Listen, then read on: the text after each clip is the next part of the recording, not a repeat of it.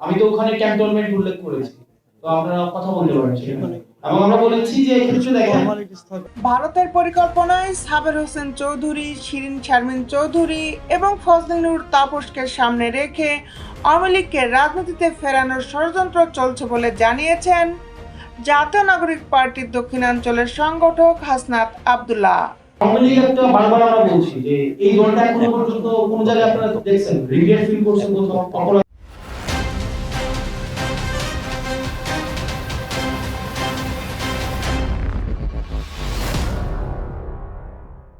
বিস্তারিত নিয়ে আপনাদের সাথে আছি আমি শামীমা সুলতানা, জাস্টিস টেলিভিশন। বৃহস্পতিবার সামাজিক মাধ্যম ফেসবুকের এক পোস্টে তিনি এসব কথা বলেন। গত 11 মার্চ তিনি সহ আরও দুজনকে আসন সমঝোতার ভিত্তিতে আওয়ামী লীগকে পুনর্বাসনের প্রস্তাবের কথা তিনি তুলে ধরেন। হাসনাত আব্দুল্লাহ বলেন, আমি সহ আরও দুজনের কাছে ক্যান্টনমেন্ট থেকে এই পরিকল্পনা উপস্থাপন করা হয় 11 মার্চ দুপুর 2:30টায়। আমাদের প্রস্তাব দেওয়া হয় আসন সমঝোতার বিনিময়ে আমরা যেন এই প্রস্তাব মেনে নিই। আমাদেরকে বলা হয় এরই মধ্যে একাধিক রাজনৈতিক দলকেও এই প্রস্তাব দেওয়া হয়েছে। আজকে সেই আওয়ামী লীগকে পুনর্বাসনের জন্য ষড়যন্ত্র করা হচ্ছে। তারা শর্ত সাপেক্ষে আওয়ামী লীগকে পুনর্বাসনে রাজি হয়েছে।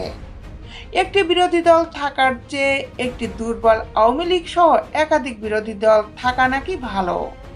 তিনি বলেন, আমাদের আরও বলা হয় রিফাইন্ড আওয়ামী লীগ যাদের দিয়ে করা হবে তারা এপ্রিল মে থেকে শেখ পরিবারের অপরাধ স্বীকার করবে, হাসিনাকে অস্বীকার করবে এবং তারা বঙ্গবন্ধুর আওয়ামী লীগ করবে এমন প্রতিশ্রুতি নিয়ে জনগণের সামনে হাজির হবে।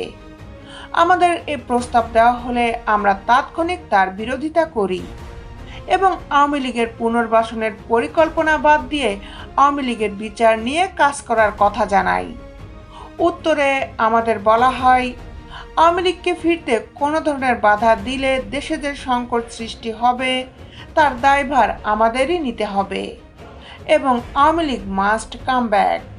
হাসনাত তার পোস্টে আরও লেখেন, আলোচনার এক পর্যায়ে বলি যে দল এখনও ক্ষমা চায়নি, অপরাধ স্বীকার করেনি, সে দলকে আপনারা কিভাবে ক্ষমা করে দেবেন? অপর পক্ষ থেকে রেগে গিয়ে উত্তর আসে, তোমরা কিছুই জানো না, তোমাদের প্রজ্ঞা আর অভিজ্ঞতার অভাব আছে। তিনি আরও লেখেন, এর উত্তরে আমরা বলি আওয়ামী লীগের সঙ্গে কোনো ইনক্লুসিভিটি হতে পারে না। আওয়ামী লীগের ফেরাতে হলে আমাদের লাশের উপর দিয়ে ফেরাতে হবে। আওয়ামী লীগ ফেরানোর চেষ্টা হলে যে সংকট তৈরি হবে তার দায়ভার আপনাদেরকে নিতে হবে। হাসনাত লেখেন, জুলাই আন্দোলনের সময়ও আমাদের দিয়ে অনেক কিছু করানোর চেষ্টা করা হয়েছে।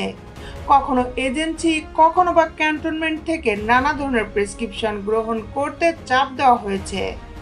আমরা ওসব চাপে নতি স্বীকার না করে আপনাদের তথা জনগণের উপর আস্থা রেখেছি। আপনাদের সঙ্গে নিয়েই হাসিনার চূড়ান্ত পতন ঘটিয়েছি। নানামুখী প্রেসারে আমাকে হয়তো পড়তে হবে, হয়তো বিপদেও পড়তে হতে পারে, কিন্তু আওয়ামী লীগ নিষিদ্ধের প্রশ্নে কোনো ধরনের আপোষ করার সুযোগ নেই। তিনি আরও লেখেন, জুলাইয়ের দিনগুলোতে জনগণের স্রোতে ক্যান্টনমেন্ট আর এজেন্সির সব প্রেসক্রিপশন আমরা উড়িয়ে দিয়েছিলাম। আওয়ামী লীগের পুনর্বাসনের ষড়যন্ত্র প্রতিহত করতে তিনি আরও বলেন, আসুন সব যদি কিন্তু পাশে রেখে আওয়ামী লীগের বিরুদ্ধে আমরা ঐক্যবদ্ধ হই। আওয়ামী লীগ রাজনীতি করতে পারলে জুলাই ব্যর্থ হয়ে যাবে। আমাদের শরীরে এক বিন্দু রক্ত থাকা পর্যন্ত আমাদের শহীদদের রক্ত আমরা বৃথা হতে দেব না। 5 আগস্টের পরে বাংলাদেশে আওয়ামী লীগের কামব্যাকের আর কোনো সুযোগ নেই, বরং আওয়ামী লীগকে অবশ্যই নিষিদ্ধ হতেই হবে। দেশ বিদেশের আপডেট নিউজ পেতে আমাদের সাথেই থাকুন। Justice television, Dhaka.